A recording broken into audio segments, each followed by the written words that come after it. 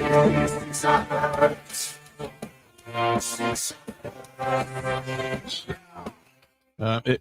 Thursday, 9th of October 2025. We're joined by Steve, not Bruce, from the Stockport County podcast at the Scarf Bergara Wore to look ahead to Saturday's match at Edgeley Park.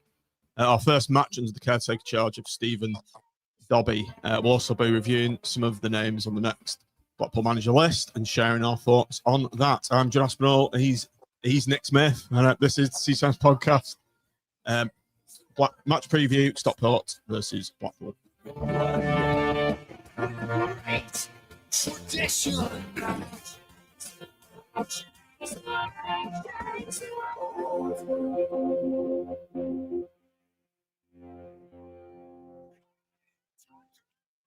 Good evening, everybody. Welcome to the Seasons podcast preview show. We've not done one in a while. Got a big game coming up against Stockport this Saturday, so I thought we'd crank the mixer up and get one out there. Me and Nick are on the panel this evening.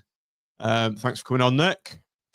My pleasure. I think we'll have Sir Keir at some point. He's currently hightailing it in his Porsche back from the Armfield Club as we speak. So he gets back in time. He's going to log on as well. So yeah, good evening, everyone. Just want to bring everyone's attention on the stream to the QR code in that corner down there. And if you look to the right of the screen, we've got a poll running. Oh, Tim has just joined us. Welcome, Tim. Thanks for joining us. Nick said your Porsche would get you here on time and just about made it. I'll let you sort your audio out. As I was saying to everybody, we've got a live poll going on. If you scan your phone on the QR code, there's a link on there. You can do your vote.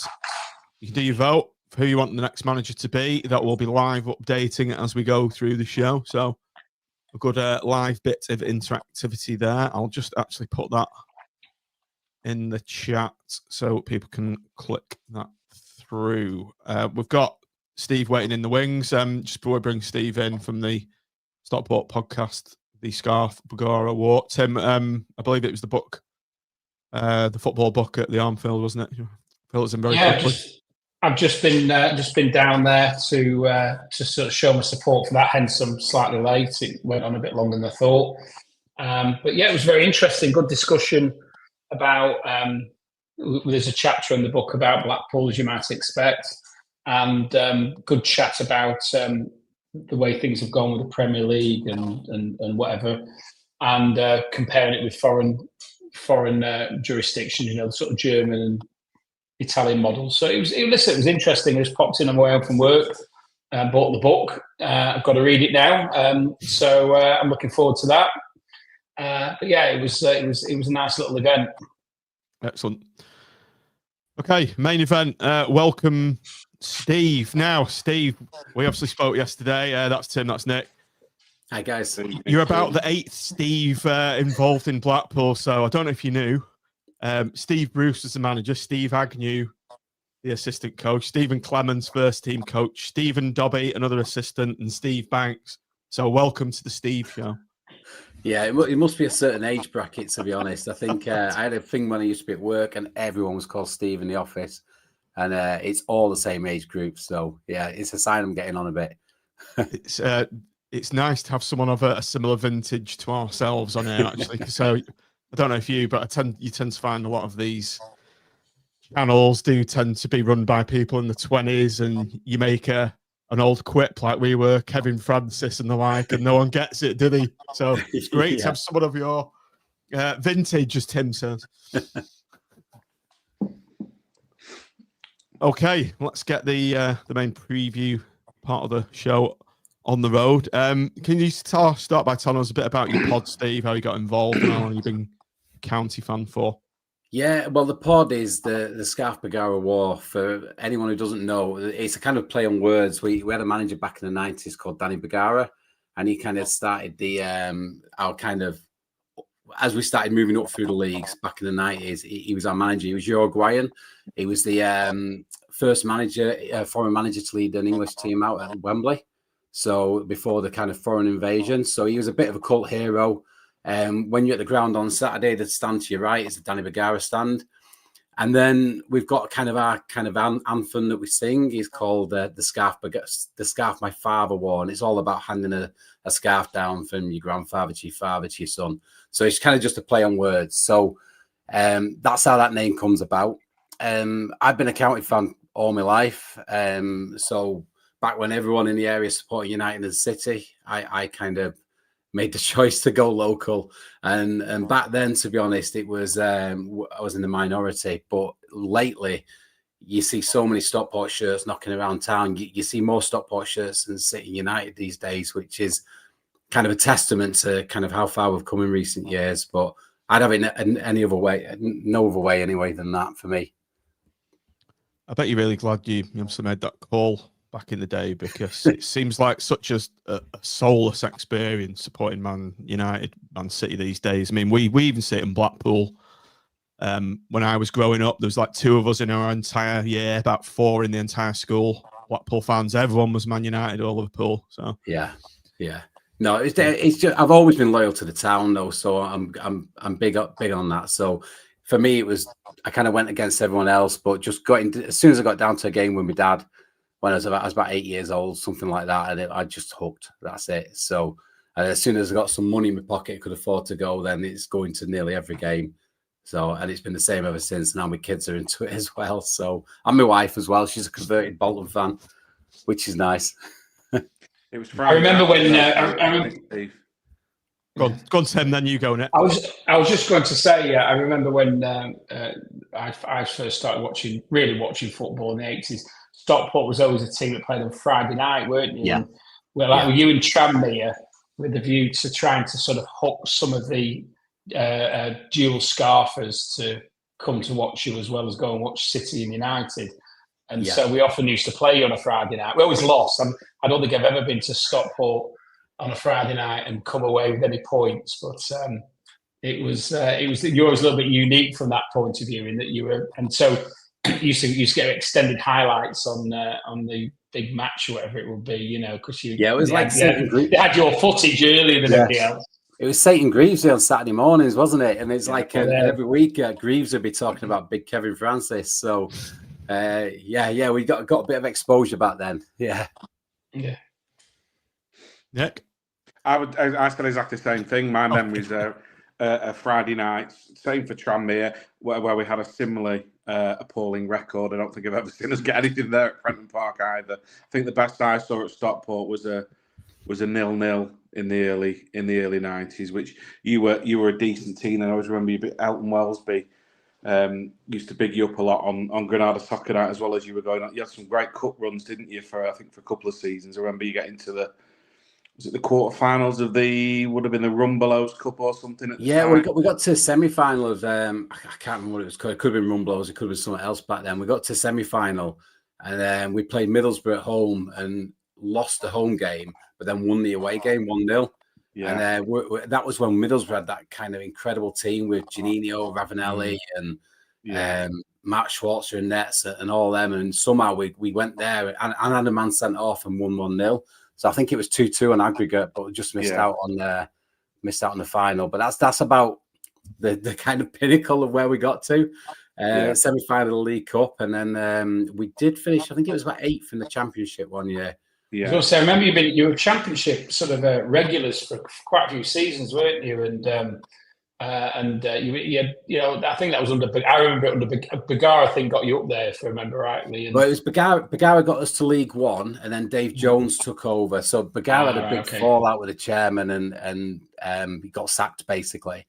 And Dave Jones had kind of been groomed to be number 2, and he came in, and then he kind of changed the style of football and got us up to the Championship. But as soon as that happened, he was poached by Southampton, and then we got Gary Megson in, actually, which I think was one of your managers, wasn't he? Not one of our favourites. Not one of my favourites either. But yeah, and then it went a bit downhill. I think it was 2 to 3 years in the Championship. I can't quite remember. Then after then it went downhill big style, and we went on absolute free fall. Went into administration 1 year, then ended up dropping out of the Football League into the conference. And I remember dropping into the conference and thinking, well, that's as bad as it gets. And then we went down to the National North. And and we nearly there was a point when we're hovering over the bottom of the National North table as well. Jesus. And, yeah, it was. I mean, it was an experience down there. I'll tell you that. I mean, some of the teams you played down there, like Colwyn Bay and North Ferriby, Gateshead, and some great days out. But I mean, we feared for the club at one stage. It was really, really a mess. We went from being a full-time club to a part-time club, and it was just, we were struggling to stay alive, and yeah, just an absolute nightmare. But then, fortunately, Jim Gannon came back as manager. Well, Alan Lord, who's been around for years, he kind of steadied the ship. And Jim Gannon, kind of club legend, came back and he got us into the conference. And then it was like about 6 years ago, we actually took over. We got bought out by Mark Stott. And that's when he started investing money. And he had like a 7-year plan to get us into the championship. And we're in year 6 of that. But he's thrown a lot of money at it as well. I think 29 million is put in it so far in 6 years. But then he writes all that off for, is it like equity or shares or something? I'm not quite sure. Yeah. But he was in an interview last week with the Peterborough chairman, and he's got a new kind of plan. So he always thought he'd come in for 7 years and then that was it. But he's now rewriting the plan, and they're writing a 5-year plan, and he wants to get us in the Premiership.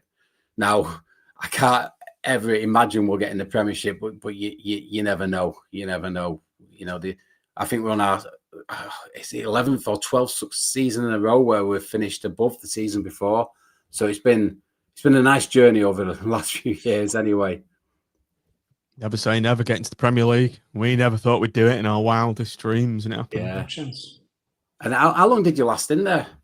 1 year. Not long. Just the one. Yeah. We got relegated, though, with the highest ever points total. I think there's only been one team who's ever had more points, and nobody's ever had that number of points since we got relegated. I'm going to take a guess. Everton finished above you. I don't know. Yeah. They used to seem to scrape it, but what was it like for you guys having 1 year in the Premiership? I mean, would you recommend it or not? Incredible for 1 year. I don't know you'd like to keep doing it every single year because you're at the you're fighting at the bottom, aren't you? But we got 39 points. We went to Liverpool and won at Liverpool. We went to Newcastle, won there. It's incredible. Sunderland, fantastic. You can't take those experiences away. Yeah, ever. We did the double over Liverpool that season. Wow. Every game at home was rocking. The atmosphere was something else. So it was.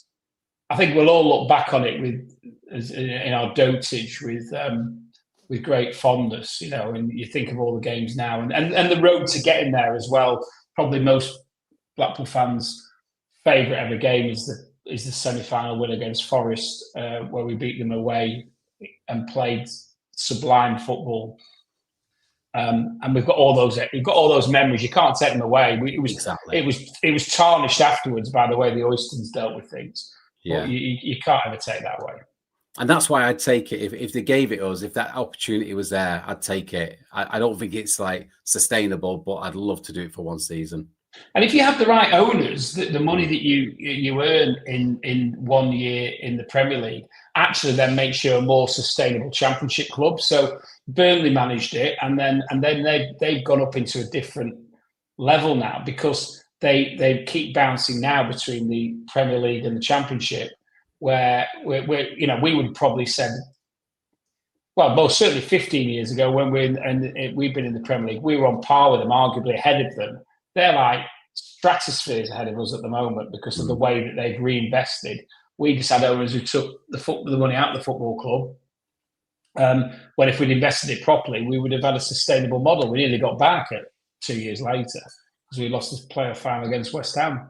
Yeah. I think if we had the proper infrastructure in place and the proper systems in place, we'd have probably got back up. We'd have probably been stuck with them then, which would have been the downside of it. But if you put the ownership issue aside with us, we should have been a very well established Championship club, if not doing what Burnley are doing, and we missed that opportunity, which is regrettable to say the least. Okay, Steve. So you've got 1 year to go by the sounds of it. What's going to happen after year 7 if you don't make it? Is he pulling the plug? Well, it's a new 5-year plan. So, like I say, he went on this.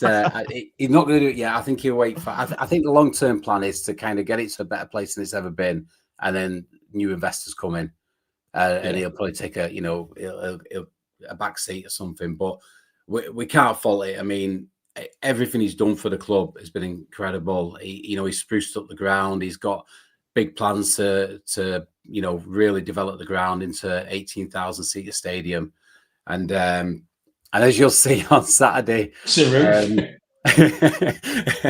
you've got a temporary cover over your stand on Saturday. So I'd love to see what it's like. It looks like a little kind of jail. It looks like a cow shed or a jail cell. Yeah, none of us actually seen it yet. We've just kind of seen the pictures online. So when I go into the ground on Saturday, it'll be the first time in my lifetime I've seen any. Huddersfield used to have an end behind the goal called the cow shed end, and it sort of reminds me a little bit of that. Yeah. It's the stanchions that worry me. You can be like looking around now. So they're like Bradford the other week. That was a bit, that stand behind the goal was a bit like that with all the stanchions. Yeah, so it'd be interesting to see what you think of it. I think we're going to come in for some grief, to be honest. But it's a temporary thing. It's Bolton's fault anyway. So what we used to do is we used to give just these like 800 seats in the stand on the side. But that's not the kind of 10% or whatever it is you're supposed to give away fans, and they complained. So the only way we could do it was put them in the railway end, which is where you're going, and then put a stand on it, and that was the cheapest way to meet the regulations, and then keeping the side for us. So for God's sake. So what happens if a lower league team like comes from non-league and they've just got an open terrace? I guess they're forced to build something, aren't they?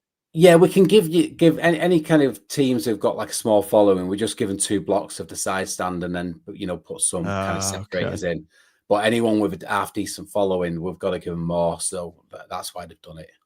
Right. Do you know how much it's cost to build that? I guess it's not been a massive amount. 500,000, I'm hearing. No. Yeah. There we go. Do you have to have quite so many stanchions? It's like, it's only a little roof. You don't need that many bloody stanchions, surely. Yeah, I don't know. I mean, what we don't know is how is it going to look on Saturday? Because, do them stanchions come out once they've got it properly? Or I don't see them coming out, do you? No, I wouldn't have thought so. And those seats help are with the atmosphere, though, John. Do you not think? Yeah. Last season, obviously, it was a good following. We'd sold out, and it was just flat, wasn't it? You couldn't get an atmosphere going because with it being open, it just disperses. So you might not be able to see the game, but at least it'll be loud. You'll be able to hear it. Yeah. I mean, it will. I mean, you'll definitely be able to be heard a lot better. That's for certain. But I don't know. Let's just see what happens on Saturday. I like it, actually. I like it. You wouldn't get this at the Etihad or Anfield, would you? Yeah. It's got character. It has. Yeah, you could say that. Plus, I don't think they're in much of a position to mock away stands too much with what we've had over the years, and still have a temporarily permanent or permanently temporary away stand. We offer safe standing now, and we do. We do. Well, when I used to come to you guys in the 90s, it was a massive open terrace, but then I seem to remember half of it being kind of blocked off, and you couldn't go in it, something like that. Yeah, it was basically the ground was crumbling, so it gradually got more and more reduced. The roof came off it, then it got halved. Half got shut wind, down. Yeah, the wind blew too hard. The game wouldn't even go ahead sometimes. So wow. Yeah. Then it got quartered. So the home end of the Kop got shut.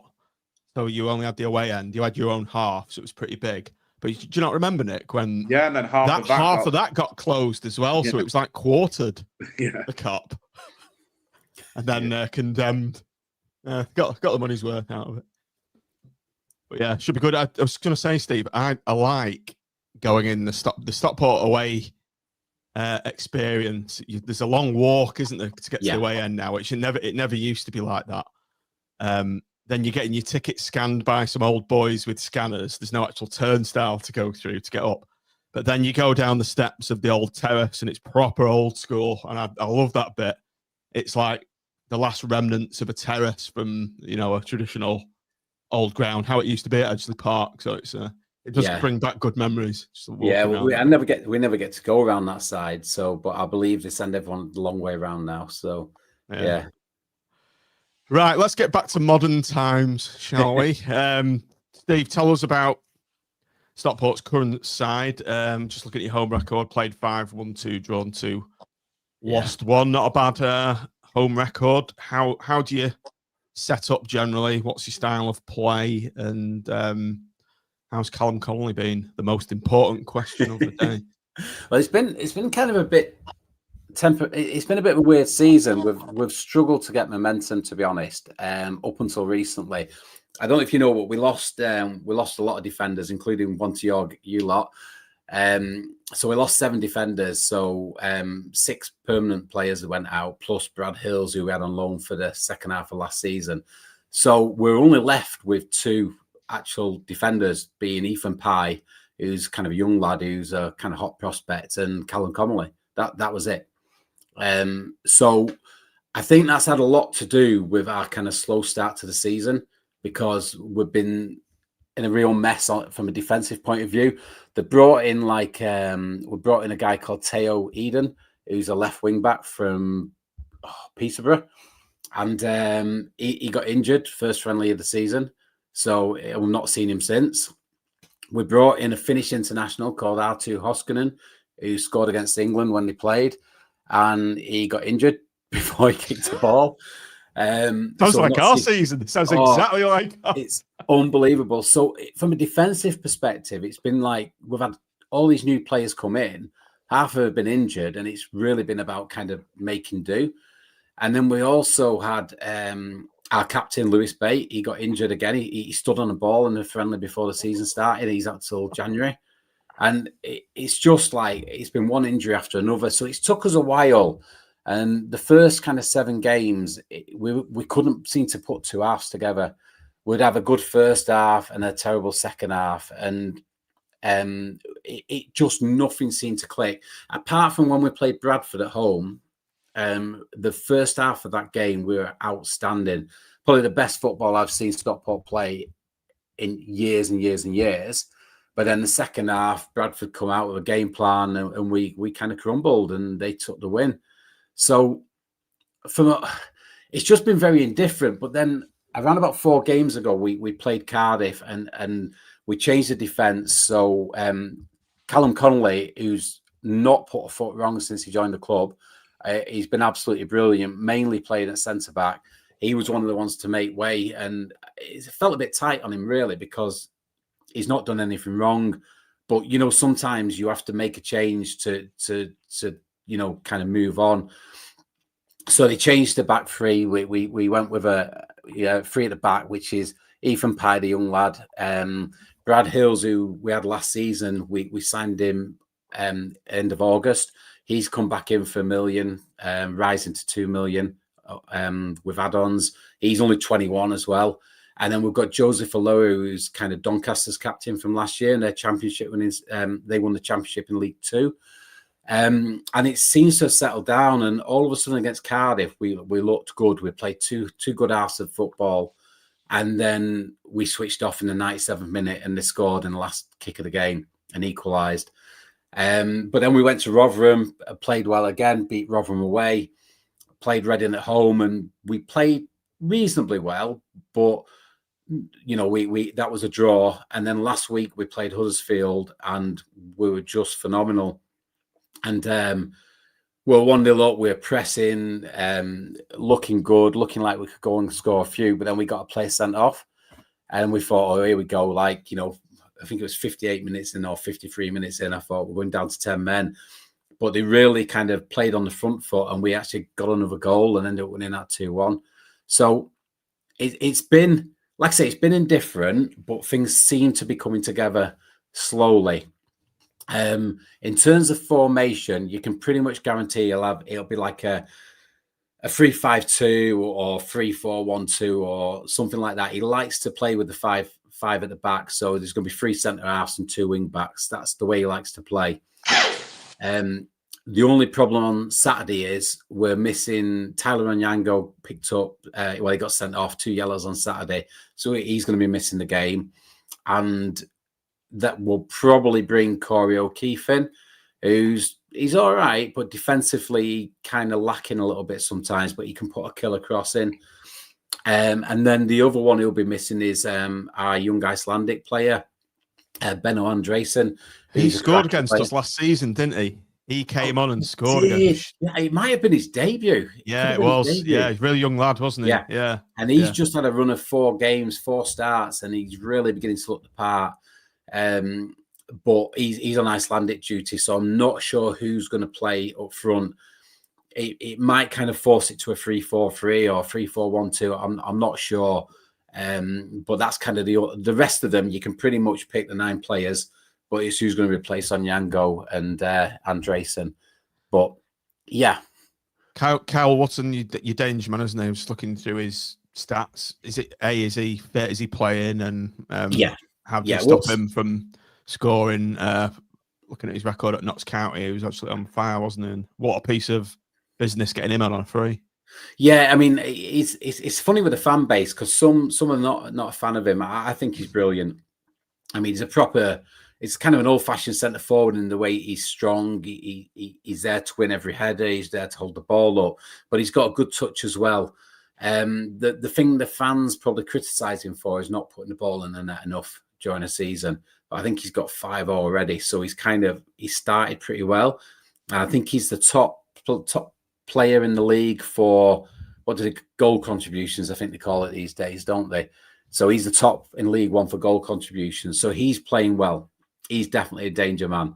The other guy you've got to look out for is Ollie Norwood, who's just running the show in every game. He's quite old as well now, isn't he? He's 34. Is he? I was going to ask. Yeah, he's 34, but it's quite interesting. We went to the kind of fans forum with Dave Challoner before the season started, and he said literally, like, they all come back from, the holidays and stuff like that, and they take about 3 or 4 weeks to get going. But he said Ollie Norwood walks in like he finished the last match, ready to go. He's just like, he must look after himself. I mean, he plays consistently 45 games a season for every season he's played. So he looks really good. So he's a danger man for sure. If you can keep Ollie Norwood quiet, that could be a good move. But he's just class for this level. He really is. And we brought in Ben Osborne as well. So we're really struggling, like I say, for left-sided defenders. So they brought Ben Osborne in from Derby, and he's played like 350 games at Championship and Prem. So I think the idea is they brought him in to go alongside Ollie Norwood in midfield because they played together at Sheffield United. But he's actually playing left wing back, but he's made a big difference as well. So he's a good player. One player I did want to ask you about was Owen Moxon, because he was very, very strongly linked with Blackpool last season. I think a lot of our fan base was annoyed he didn't make the move over. How's he gone for you, and do you rate him? Yeah, cause I think that was one of them last minute decisions where everybody thought he was going to Blackpool, and then he kind of signed for us in the same way. I think everyone thought Fraser Horsfall was going to Huddersfield, and he signed for you at the last kind of minute on transfer deadline day. But yeah, I like him, but you feel like he's not 100% yet. There's something not quite there. So he's good, but he's one of the ones that lost his place just before he went on this run. So I don't know. He's not firing on all cylinders, but there is a player in there. So it'll be interesting to see how the season goes. The good news is we can bring him on as sub now, because we've got someone else playing in the middle. And he'll definitely score against us if we were linked with him previously. He's joined the club. There's nothing more certain. Yeah, you see, I think Horsfall's going to score against us on Saturday. So we probably won't pick him. Oh, I bet you he does. I bet you they do. I think all ex-Stockport players score against us. I don't know if that's a thing with all clubs or not, but it feels like every ex-Stockport player scores against us. Steve, you mentioned Fraser Horsfall, as I mentioned to you. yesterday, you asked me what I thought of him and Tim, Nick. I said to Steve, I don't know, because we've barely seen him play. What's it? 2 halves of games, and it's just been a quite a farcical situation that we've not seen much of him. And how highly rated was he at Stockport, and for you personally as well? Yeah, so he was highly rated. Everybody loved him. You know, he's the first defender on the team sheet every week. You know, wears his heart on his sleeve. Great at putting tackles in. Superb at headers. Scores goals at the other end. Really, really good player. We would have been I think every Stockport fan would have been happy if he stayed. You know, he didn't stay because he did before he came to us. He did the same thing. He ran his contract down at Northampton. And then we came in with a 3-year deal. So he dropped down the division, come to us. And it seems like he's done the same thing with you guys. He's took the money for a 4-year deal. And you can't blame him because, you know, the money you guys were spending, you know, pre-season, you would have expected you to be up there in the same way you'd expect us to be up there. So, you know, it seems like a good move for him. But I hope he gets a good reception on Saturday. I think he will do because, like I say, he's part of the team that got us into League One. He was well respected, so I think he will. But he's a hell of a player. But it's just a shame he's not had many games for you yet, and he had such a bad start, didn't he, with that back pass? We all thought we'd been sold a lemon. No, you've not. You've 100% not. He's a great player. He just needs to get in the team. So, yeah. Right. Just before you head off, Steve, where's the best places to go and drink around the ground? Where's sort of away fan friendly? Where would you recommend we go? I believe there's if you come out the station and go up the kind of main road up past the town hall, I believe the Nelson, I think it's the Nelson, is the last pub on the corner is kind of away friendly. There's loads of pubs in and around kind of Castle Street, which is by the gate, by the ground. But I'm not sure they're away friendly in terms. I don't even think they'll let away fans in. I'm not 100% on that. But I believe the Nelson is the one you can go in. But right. And also Stockport Market. There's a Wetherspoons around there, and if you head kind of just slightly away from the train station, Stockport Market's a great area these days. Loads of little pubs, and I don't know what the deal is with letting away fans in, but there's plenty of pubs knocking about. Excellent. Just a very quick aside. I actually work in Gatley, just down the road. And, so you know the area? I do. Yeah, I know it ish. Yeah. Not Gatley. Cheadle, Gatley area. Yeah. So I work more in Cheadle, but have a guess where my office Christmas party is going to be this season. Yeah, Edgeley. Stockport County, Edgeley Park, corporate area. Am I going to have a good time? Yeah, you will. I mean, it's going to be non-football related, isn't it? You'll have a good night. It's a good room, that. Excellent. Right, look forward to. Right, Steve, just before you go, we'll go round the room, match predictions. Nick, Tim, you two go first, and we'll finish off with Steve. The fact that we haven't got Mr. Bruce anymore, and hopefully we'll have a bit more about us.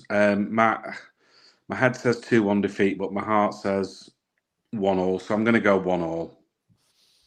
Tim? I just want to check. Did I get my 2-0 loss to Wimbledon added to the prediction lead? I hope I did. Not entered on the system. 1 minute. I did send it to you 1 minute after the kickoff. So anyway, 3-0 defeat. Right, Steve, how's the visit of the Seasigners going to do for Stockport? Give us your thoughts. I just wish you'd kept Steve Bruce just one thing to add. We haven't had a point all season away. So I'll add that to your algorithm. Right. Well, like I said, I wish you'd kept Steve Bruce another week. But I hate playing teams on a new manager bounce. It's never a good time to play a team. You know, your guys will be playing for the shirt, won't they? You would expect, and you know the new manager might be waiting in the wings. We've struggled to score more than 2 goals in a game. I don't think we've scored more than 2 in a game all season. Actually, we've not beat a team by more than 1 goal, and we do concede, or we have been conceding. It's only lately we've kind of tightened up. So I think we'll win 2-1. I think Horsfall will score, and I'll take that all day if that happens. Yeah, bound to happen. I think that's my prediction on your show, wasn't it? 2-1. Right, Steve, it's been an absolute pleasure having you on. Really great guest. Thanks for giving up your evening and coming on here. And as ever, all the best for the rest of the season, apart from tomorrow, and we might see you there. Yeah, likewise for you guys. Have a good thanks one. a lot, Steve. Cheers, mate. Cheers, mate. See ya. Whoops. A bit abrupt. Right, let's get us three back on. Yeah, that was Steve. Give them a listen. Scarf Bergara Wore. Great Stockport pod. Right, gents. Just before we head off, obviously we've got the new manager poll running. Let's get that up a bit. I might go yet. You can see it. You are? Have you not voted yet? That doesn't make it bigger. I'll do it now. You'll have to read it out for me, John, because I'm on my phone, and unfortunately, my eyesight is right. Okay, I'll just make my screen bigger. Right. Great. Okay. So we are currently on Richie Wellens, 35% of the vote. Stephen Dobbie, 18%. Evo, 17%. Damien Duff, 13%. AN other. E.g. Emilio Fernandez, Mitch's pick. A random foreign manager, 11%. Ollie, 2%. Matt Bloomfield, 2%. Cheryl Adam, 1%. David Artell. Tim, unfortunately, only 1% for Dave Artell. I don't think he's in the running, basically. You what? I don't think he's in the running, Artell, to be fair. No. So, obviously, the majority there agreeing with my pick, which was Richie Wellens, well ahead of the game. But chaps, there is unfortunately Luton are pecking around as well, and I would have guessed that they've got deeper pockets than Simon Sadler. Well, apparently the buyout is, according to Alan Nixon, is £1 million. I've heard it's a little bit lower than that, but not a lot. So he's not far off the mark, and I just don't see us paying a thick end of £1 million to release a manager from their contract. No, I'm agreeing with Tim there. I think it's one thing spending £1 million on a player. I think if you're doing it in a manager, ultimately, I'd love him, and I think he would do well. But if he didn't, you pay the best part of £1 million before you've even started paying him a salary. And if it all went pear-shaped, to the side of Christmas or January or something, and he's under real pressure, and people are wanting to move on to the next guy, you've paid the best part of £1 million for him for what might be, half a season. So I think it's a big outlay for a club at League One level. And like you say, with Luton involved, they've got the Premiership parachutes probably still, haven't they, from a couple of years ago. I think it's going to be a big ask, unfortunately. He's also just moved his family down there, I believe, after quite a significant period. So I suspect up in sticks and moving back up north again might factor into his decision making, even if we're on 11 playfield with Luton. So that's why I heard anyway. Whether it's mainly that oracle of information, which is AVFTT, suggests that he's just moved his family down there. So accepting that face value. Are you going to want to move again? That aside, though, out of that list, who would let's say you can take your pick from that list? Who would you pick? Can't read it. Wellens, Dobbie, Everett, Duff, Emilio Fernandez, Holloway, Matt Bloomfield, Charlie Adam, Dave Artell. I think there's a big shout for giving Stephen Dobbie a go. I don't think that's going to happen. But on a sort of romantic level, a sort of Dobbie-Tomo combo, I think would attract a lot of people. I think the problem with the Everett is that, and I've noticed this on whenever I've seen stuff on Facebook or AVFTT or whatever, there's a mixed reaction to him, isn't there? Which has surprised me a little bit, because other than probably the last 6 months at Bolton, he'd had a fairly successful managerial career, both at Barrow and Bolton. Obviously, got Bolton promoted. Yes, they were in the bottom division. Yes, they were a big fish in a small pond, but you've still got to do it.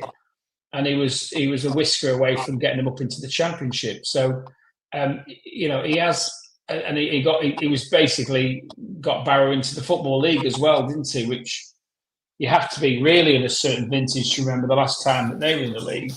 I think they left about 1974. So, but I've not. There is definitely mixed messages coming out about him. Damien Duff, I think, is the wild card. I think that could be quite interesting. And then I don't really see anything else that's in the running at the moment, really.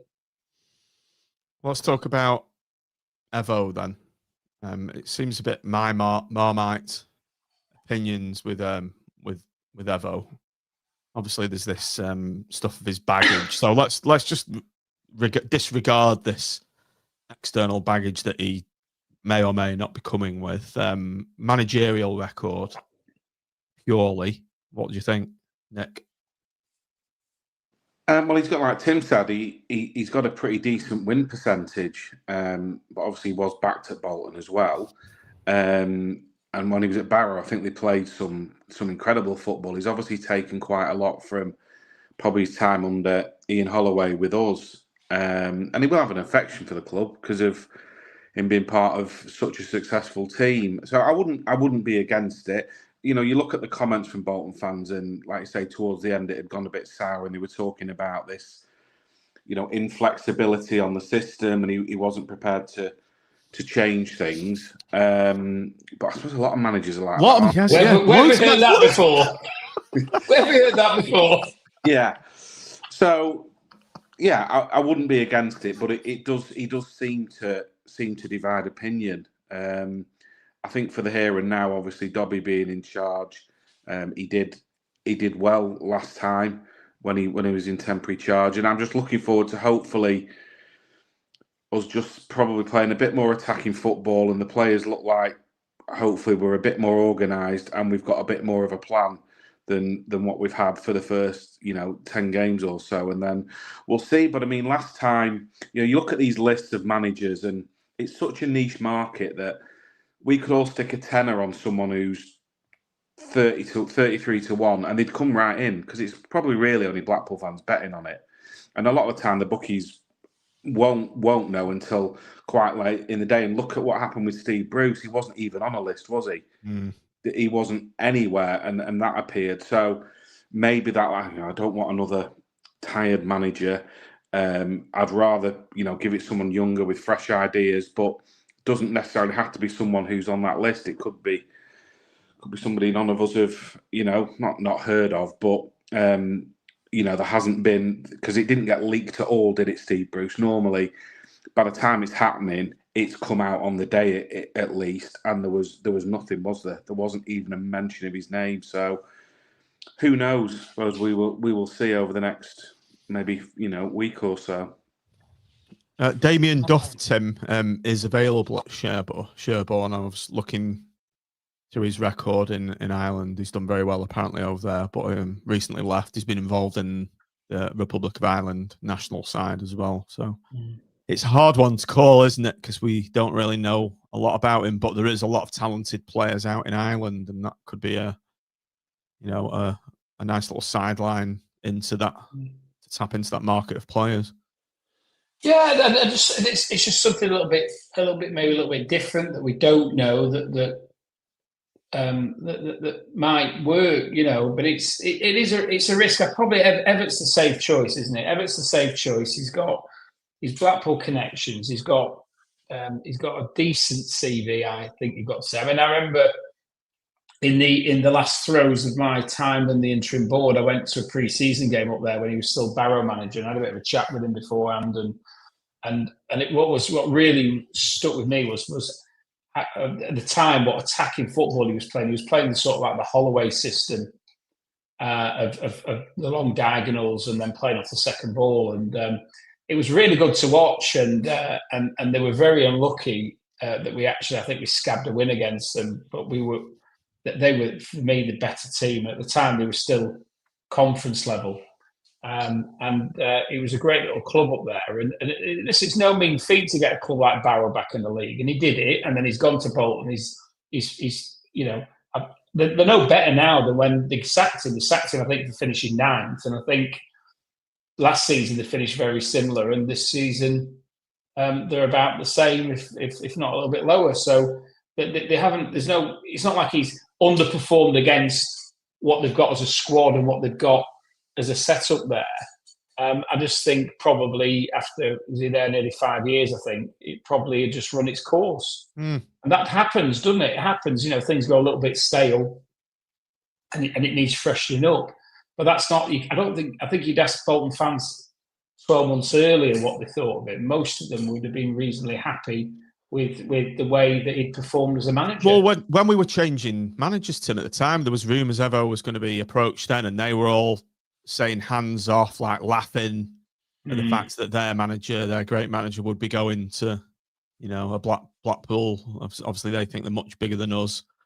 And it's just a lot of salty Bolton fans, really. I think sticking the knife in. I think you've got to take that out of the equation and just look at his managerial record, look at his connections. And you mentioned, I'm just surprised how much negativity there's within the Blackpool fan base. It's a proper Marmite thing, isn't it? There seems to be like, I saw a Facebook thing with the earlier on today, and it was like, this is full of comments like, not whatever, ever, no, not ever, whatever. It's not like bringing Mick McCarthy back, is it? What are they on? I don't get it. I don't get it. I think he'd be very professional, and I think I think he'll make something out of the squad that we've got. That at the moment, as we all know, they've been massively underperforming, and I'm sure it will be a lot better with him, than we've been. Well, it's almost impossible to be any worse, isn't it? Well, you mentioned he obviously played the Holloway way. He's obviously been very influenced by Ian Holloway, and obviously Steve Thompson, part of that dream team. And you'd like to think if Evo's gets the job, that Tomo would have a place with Evo. Probably knows him very well, knows how good a coach he is. So I definitely wouldn't be unhappy with that combination of Evo with Tomo backing him up. I think that'd be a really good setup, personally. I think whoever comes in as a Blackpool manager could do worse and get him involved again. This isn't just nostalgia. There's a lot of logic behind it. I think he was incredibly poorly treated by the Oystons at the time, and he was an integral part of what was a very, very successful period in our club, and all the players from that era. We've had various involvements with Charlie Adam and GTF in particular, haven't we, with the podcast. And they couldn't speak highly enough of Steve and his contribution to what happened. He was integral, and he's there, he's available. He's been keeping an eye on us because he's been doing the BBC Radio Lancs. It's almost like a no-brainer to me. Yeah, absolutely. So, just reading down the rest of the list: Holloway, Matt Bloomfield, Charlie Adam. Matt Bloomfield purely for the name. I think that'd be a great appointment, just for the lols. Ian Holloway, 2%. No chance. No. I think, to be fair, he's done a decent job at Swindon, but we can't go back there. I think, and every now and again on the WhatsApp threads, there's one or two of the guys say, "I'll get Holloway and Tomo back and recreate it," but you're never going to recreate that, and I think it's only going to end up in tears. Holloway's, unless it's going all right at the moment, but we've seen it's not gone right at a lot of places since, and I don't think the comments he's made about Oyston and Blackpool fans help it at all, because that's always going to create an element of division, I think. So it was great while it was, but I think we move on. I don't think there's anything in it all other than literally he was our successful manager at the time. Like I say, these lists half the time it's complete guesswork. It can literally be somebody posting an article on a forum and they appear in the betting. And I agree with Tim. It was wonderful at the time. It was the perfect storm, but there's been a hell of a lot of water under the bridge since then. So it wouldn't be for me, and I don't think I'd be amazed if he was even in the conversation. I don't think he will be. Finally, Tim, Charlie Adam. Now, I do remember when we spoke to Charlie and when we interviewed him on here, that you said to him, I'm sure there's unfinished business with you, Charlie, at Blackpool, intimating that there may be a managerial position at some point for him down the line. Is this the time for Charlie Adam to come home and rule? Is it the return of the king? I mean, I think Charlie speaks very, very well. I think the problem he's going to have with Simon is convincing him that he's the man. That what we've got to bear in mind is in the context of where we're at the moment. Simon spent a huge amount of money on any level. You know, we've heard from the Stockport fan there that, you know, everybody knows that we've spent well. You know, we brought players in on big contracts. And we've massively underperformed. And I think my gut reaction is that Simon's going to go for somebody who is a relatively safe pair of hands and has something of a pedigree. And the problem for Charlie is, I think, at the moment, is that obviously the Fleetwood experience didn't end particularly well, and I don't see Simon taking any massive risks here. I think he's going to go for somebody who's got something of a track record. So, but equally, when obviously, as most people know, my lad works at Fleetwood, and I think they all speak very highly of him there. And I think it was a bit of a disappointment that it didn't quite work out. But why that is, and I don't know the ins and outs of why it didn't quite work out. I just don't see that. I don't see with his CV that he's going to trump Everett. And I don't think we're going to get Wellens. I just generally don't see anybody else in the running at the moment. I just don't think. I don't think. But as we've said, how many left field appointments have we had? So we'll have to suck it I'll in. be eating my words next week when Charlie's appointed. Right. Just before we go, we've not done this pick our team for quite a while because it's just been depressing, predictable, 4-4-2, and it's just not been worth doing. However, Dobbs is now back in charge, and we can pick a new system, a new formation. Let's pick our team that we want for tomorrow. Let's start with formation first. Nick, come in on your thoughts on what's the best formation for this squad that we've got, and how many are fit, which isn't many, is it? Well, should we stick with 4-4-2? I don't think he will. I mean, but having said that, he's only had a week with them on the training ground, hasn't he? So never say never. But I think he might do something a little bit different. As to what that will be, good question. There's a number of formations he could potentially go with, isn't there?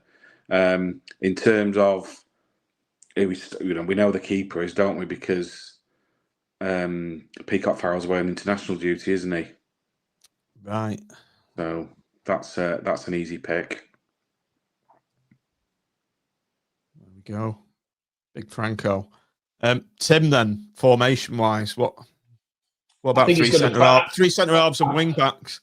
I think he's going to go for 3 centre halves personally, and I can't see him not playing Horsfall and return to his home club. You know, I mean, it's criminal really that we've not played him, because when bearing in mind how crap we've been for a player who's integral to Stockport side.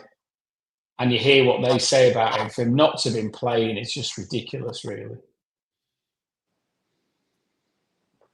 So I see he's going 3 at the back, personally. So we've got Hiakwe, Horsfall, Casey, Ravazoli in that. Coulson, it might be good for him playing left wing back. Might get the best out of him. Right wing back, this could be the tricky position. Is Bowler capable of doing that? I think he'll play CJ. Who would you play? Who would you play in it? CJ or Bowler? Good question, because Bowler hasn't really hit the heights, has he? Since he's come back. He's another one who just looks. And again, how much of that is, where he's at as a player, and how much of it is because of, the system they were playing in and the manager. I suppose we're going to find out, aren't we, over the next few games. CJ, you know, you get 1 in 10, don't you? And I think if CJ doesn't have loads of space to run into, then you probably don't start him, and you know after 5 minutes whether he's going to have a decent game or not. So I'd probably go with Bowler, but he hasn't really looked at it yet so far. And he's got no defensive responsibiligs in him. Well, has the he? pair of them have they? Maybe we can't play this. The other option is do you go with Lyons and get the combination of the two. That's not a bad shout, actually, Tim. He could play that role. He could, but again, he's another one who hasn't played hardly any football, has he? And he looked a bit off it, which is understandable because he hadn't even been making the squad, has he, under Bruce, unless we had quite a few injuries. I'm a big fan of him, and I said at the start of this season, I'd love him to come back and establish his place in the side. He played well in that Virtue Cup game, though. He had a very good game. Yeah, he did, but it's a bit of a different level, isn't it, I think? Yeah, I think you've been a bit harsh on him. I think you should give him a go. Bowler is still a shell of his former self at the moment, says SE in the comments. I absolutely agree. I don't think Bowler should play. He's just I can't disagree. I said the same. You know, he's not looked at it at all, really. Had a bit of a moment against Bradford, but other than that, he's looked a bit lost, hasn't he? Midfield 3 then. Brown, Morgan, they're playing. Are we going to risk Evans in there? 4-2-3-1 in the shouts. That's not a bad idea. Could change formation. We don't have to have Evans. 4-2-3-1, Heckway dropped. He's actually... he's playing quite well, though. He has. He hasn't. He's just been playing average. Well, yeah, average is better than most of the rest of them. He hasn't been playing well. He's just not shit. I'm not having it has been a low bar. I will accept that, but he has looked a bit steadier. How about this then? We're still going to be here at 11 o'clock. You said it was a 45-minute show tonight, John. It's only a shitty England friendly, isn't it? Oh, I'm not bothered about that. There we go. We don't want Evans, do we? Coulson. Or you go Coulson or Ashworth, maybe. Got left back. Yeah. Yeah. With Bowler there. CJ. I don't want him in there. Right, anyway. I'm sure it'll pick itself. We'll be here all night, as Nick said.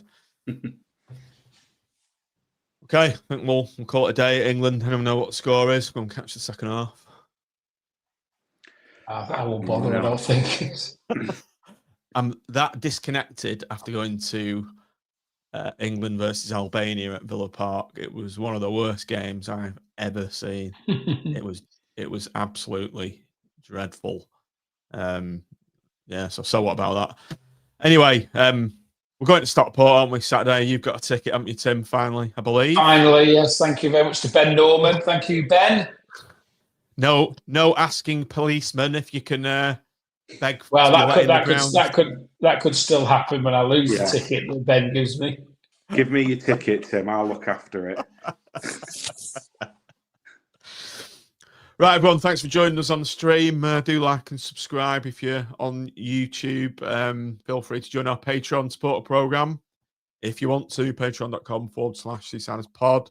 Get access to our Pool Predictions League WhatsApp group and all the bits and pieces. It's a good laugh. So, thanks everybody for joining us. Thanks to Steve, Stockport.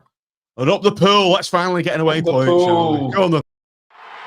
Been involved in 2. Can he make 3? Not on this occasion. Well taken by Walsh. Davis is on the far side. Ainsko coming square. That's the ball. That's a good try. What a goal! Oh!